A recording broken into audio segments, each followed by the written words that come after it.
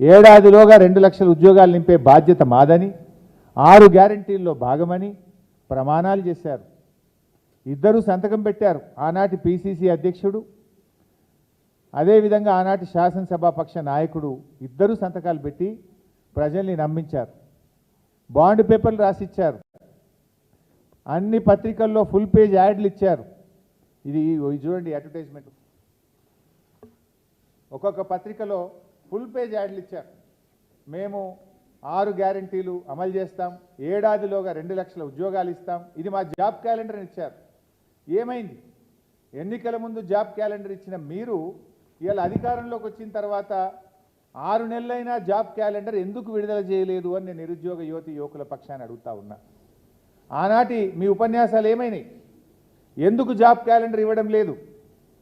మీరు ఏడాదిలోగా 2 లక్షల ఉద్యోగాలు ఇస్తామన్నారు. ఇప్పటికీ 6 నెలలు అయింది. ఏవి మరి 6 నెలల్లో ఒక్క నోటిఫికేషన్ ఇచ్చారా? ఏవి మీ 2 లక్షల ఉద్యోగాలకు మీ ప్రణాళిక ఏది? మీ జాబ్ క్యాలెండర్ ఏది? అంటే ఆనాడు ప్రతిపక్షంలో మాటలు కోటలు దాటినాయి. నేడు అధికారంలోకి వచ్చినాక మీ చేతలు గడప దాటిన పరిస్థితి. ఇది నిరుద్యోగ యువకులను మోసం చేయడం కాదా? ఎందుకు 6 నెలలైనా మీరు జాబ్ క్యాలెండర్ ఇవ్వలేదో ఇవాళ యువకులకు సమాధానం చెప్పాలని చెప్పి నేను డిమాండ్ చేస్తాను.